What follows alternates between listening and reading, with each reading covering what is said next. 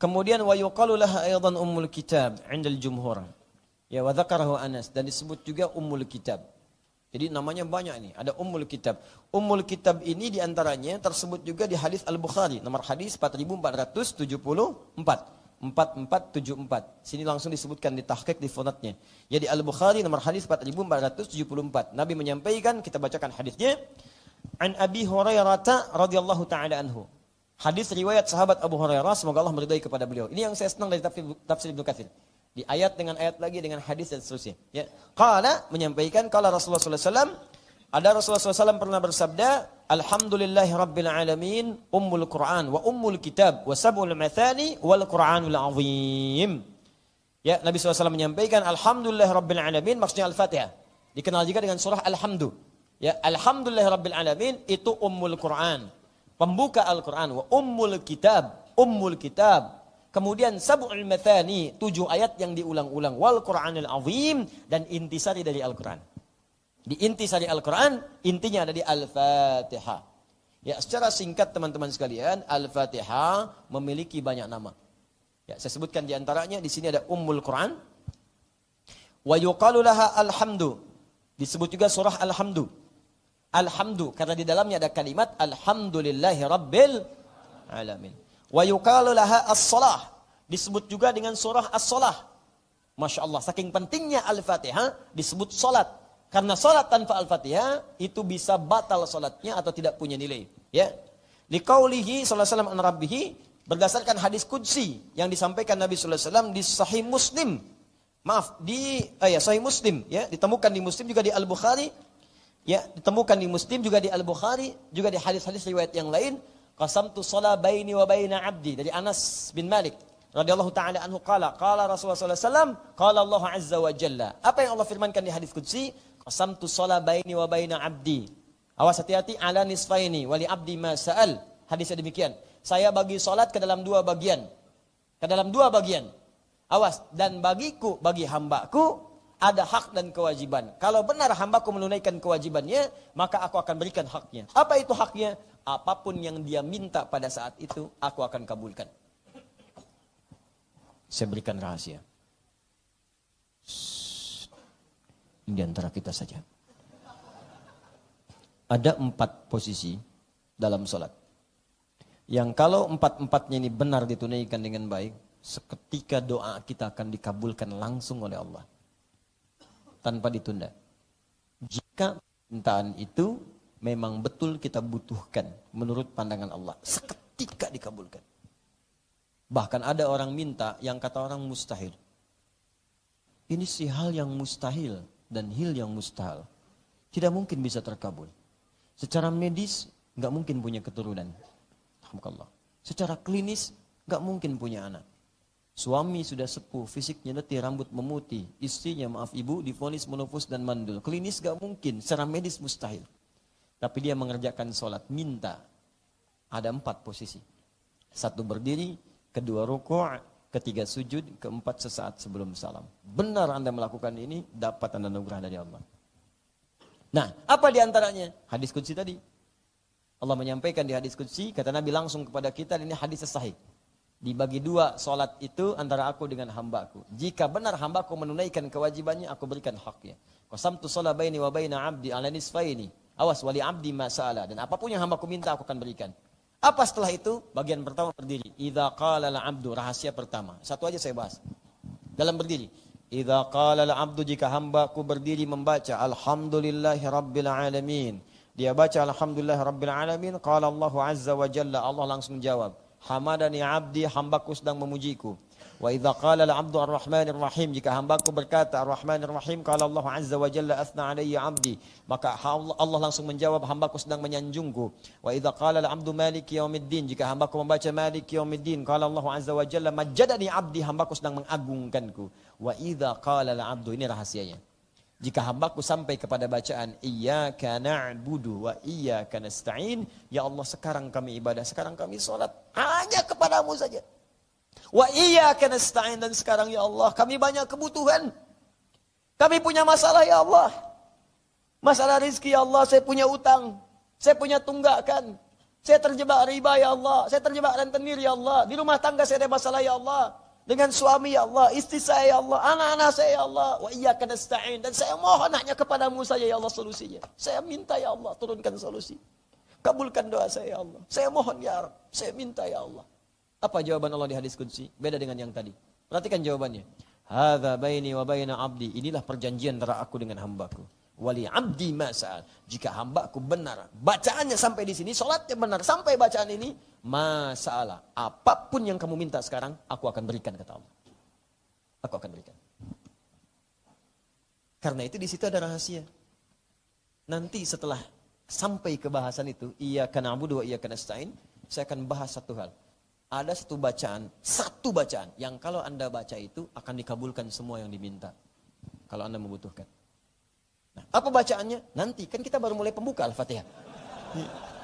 Bismillah aja belum. Sabar ya. Saya belum tahu kapan pertemuan keberapa, mungkin akhir tahun deh. Nah, tapi ada, itu poinnya ada. Pertanyaannya dalam sholat minta enggak? Anda minta enggak? Nabi Zakaria ada keperluan minta dalam sholatnya, berdirinya. Makanya sholat itu disebut doa. As-sholatu hiya doa. Sholat itu doa buat minta. Dari dulu orang sholat. Nabi Musa sholat. Quran surah 20 ayat ke-14. Nabi Isa sholat. Quran surah 19 ayat 31 sampai 33. Nabi Zakaria sholat. Quran surah ketiga ayat 38 sampai 39. Nabi siapa lagi misalnya? Ismail salam sholat. Quran surah 19 sampai dengan ayat ke-55-nya. Sholat, semua sholat. Sholat. Kita sempurna. Kenapa? Dalam sholat ada permintaan. Makanya Nabi Zakaria divonis gak mungkin punya keturunan nih. Istri kondisi begini, mustahil punya keturunan. Sholat, minta dalam sholat, dalam berdirinya. Begitu saat berdiri, minta.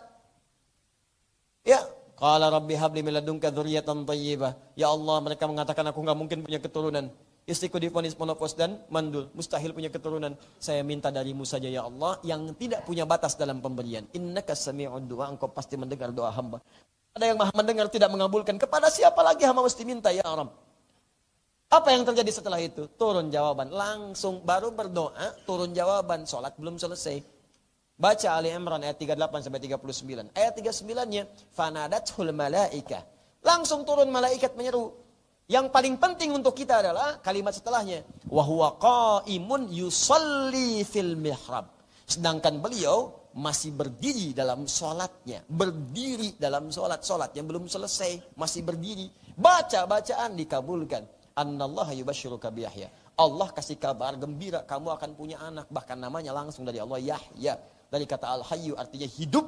Yang mustahil menurut manusia. Lahir dari rahim seorang perempuan yang menopause dan mandul. Bayi yang hidup kata Allah bagiku gak ada yang mustahil. Saya berikan jadi hidup. Kapan terjadi? Berdiri dalam sholat. Makanya saat kita berdiri muncul hadis qudsi tadi. Minta. Iyyaka na'budu wa iyyaka nasta'in. Kapan dibacanya? Saat berdiri. Enggak ada orang ruku baca iyyaka na'budu wa iyyaka nasta'in. Allahu Akbar. Iyyaka na'budu wa iyyaka nasta'in. Enggak. Bacaan ruku sendiri. I'tidal sendiri. Sujud beda. Di antara dua sujud lain. Tapi berdiri spesial. Iyyaka na'budu wa iyyaka nasta'in. Kata Allah, hadza baini wa baina abdi wa li abdi masal. Ini perjanjian antara aku dengan hambaku.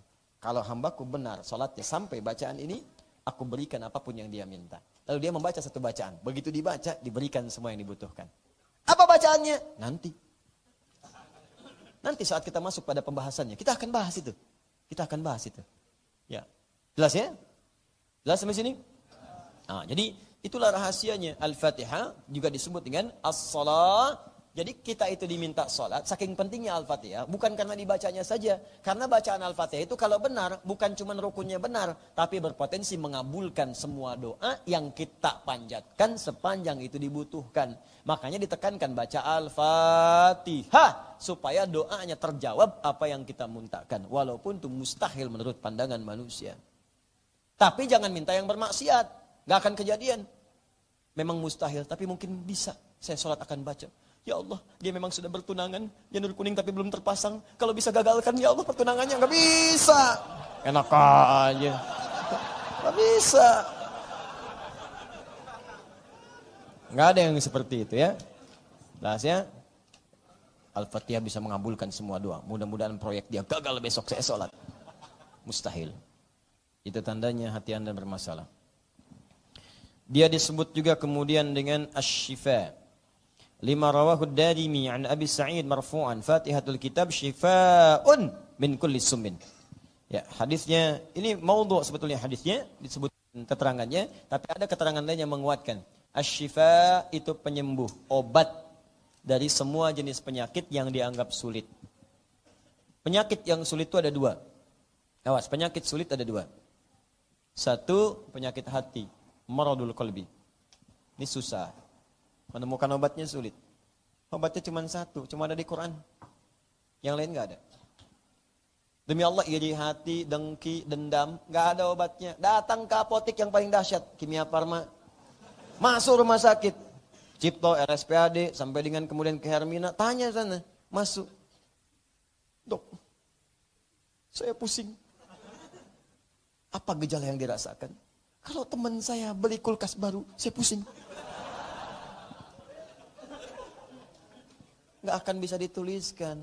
Dokternya tersenyum kemudian menuliskan. Pergilah ke apotek sana, tuliskan. Quran surah sekian, surah 17, ayat ke-82. Perangkat. Cari apotek alisan mana? Ini. Pak, apoteknya cuma buka malam Jumat, Pak. Kamis di Masjid Alisan. Siapa Bu apotekernya? Ustaz Adi Hidayat.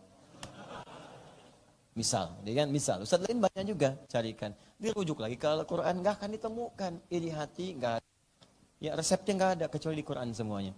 Adanya di situ, makanya Quran disebut dengan syifa. Wa nunazzilu minal Qur'ani ma huwa syifaa'un wa rahmatun lil mu'minin. Quran surah ke-17 ayat 82, paling kiri di pertengahan. Jadi kalau Anda rajin baca Al-Quran, Anda akan dibebaskan dari penyakit hati. Bebas tuh. Awas hati-hati, penyakit hati itu tidak mengenal siapa pemiliknya. Jangan dikira koruptor misalnya, hanya koruptor saja yang punya penyakit hati. Hanya pencuri misalnya, tidak. Ustadz itu juga bisa kena. Kiai bisa kena. Penuntut ilmu bisa kena. Kalau sudah kena penyakit hati, bahaya. Ustadz kena penyakit hati, sudah. Jamaah harus saya saja, nggak boleh ke ustadz lain. Bahaya. Karena Anda tidak menguasai semuanya. Ketika Anda berikan fatwa yang salah, salahlah semua murid Anda. Murid kena penyakit hati, bahaya lagi. Ustadznya bisa dimarahin. Ini aneh nih. Kalau sudah murid menyoal ustadznya, sudah nggak akan pernah dapat keberkahannya. Itu yang paling bahaya. Apalagi jika kemudian menyebarkan fitnah, menyebarkan ini dan itu, wah itu yang paling dahsyat. Itu dosanya banyak. Jangan cari masalah dengan ustadz lah, keuntungan nggak ada, dosa banyak. Pencuri pun nggak mau nyuri ustadz, nggak mau. Ambil tuh sendalnya ustadz, nggak mau, dosanya gede.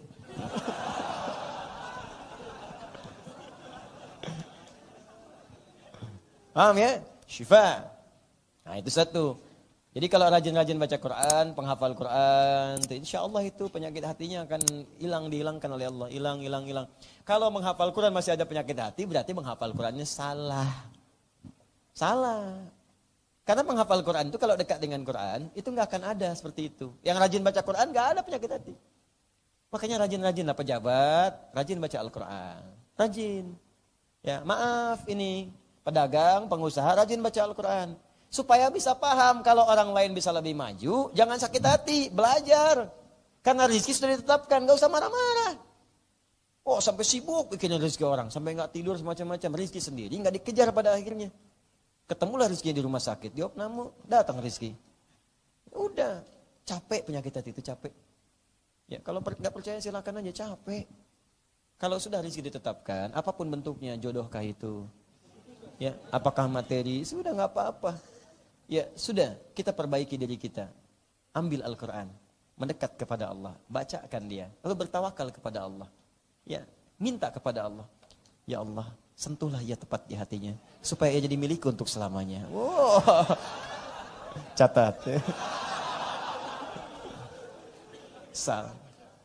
Paham ya?